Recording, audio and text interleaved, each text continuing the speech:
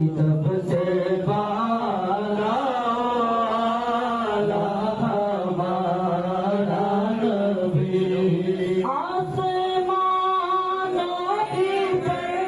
পটিয়া পৌরসভার ইন্দ্রপুলস্থ নির্মাণাধীন Patiya life care specialised হাসপাতাল এবং ডায়াগনস্টিক পিএলসি ভিত্তিপ্রস্তর স্থাপন অনুষ্ঠান অনুষ্ঠিত হয়েছে। অনুষ্ঠানে প্রধান অতিথি হিসাবে উপস্থিত ছিলেন আউলাদি রাসুল সাল্লাল্লাহু আলাইহি ওয়াসাল্লাম, রাহুনুমায় শরীয়ত ও তরিকত, পীরে বাঙ্গাল হুজুর কেবলা হজরত আল্লামা সৈয়দ মুহাম্মদ সাবির শাহ মাদ্দা জিল্লুহু আলী। আজ কক্সবাজার মাহফিলে অংশ নিতে যাওয়ার পথে পটিয়াস্থ হাসপাতালের ভবনের সামনেই সংক্ষিপ্ত সময়ের মধ্যে হুজুর কেবলা দোয়া ও মোনাজাতের মাধ্যমে ভিত্তিপ্রস্তর স্থাপন অনুষ্ঠান সম্পন্ন করেন। উক্ত অনুষ্ঠানে হুজুর কেবলার সাথে আরও উপস্থিত ছিলেন শাহজাদা শাহ সুফি সৈয়দ মোহাম্মদ কাশেম শাহ কেবলা মাদ্দা জিল্লুল আলী ও শাহজাদা শাহ সুফি সৈয়দ মেহমুদ আহমেদ শাহ কেবলা মাদ্দা জিল্লুল আলী। মিলাদ, কিয়াম ও দরুদ সালাম পাঠের মাধ্যমে অনুষ্ঠানে শুরু হয়। সংক্ষিপ্ত এই অনুষ্ঠানে হুজুর কেবলা মানুষকে সেবা ও ভালোবাসা দিয়ে মন জয় করে প্রতিষ্ঠান পরিচালনা করার জন্য পরামর্শ দেন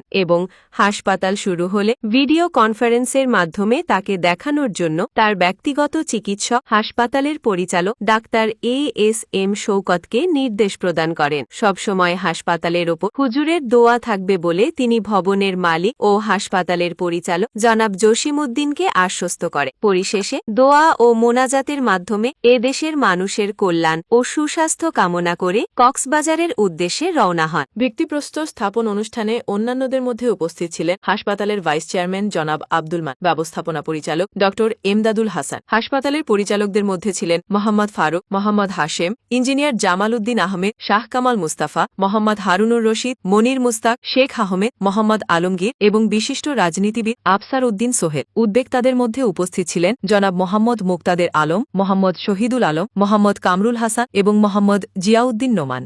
हमारा नबी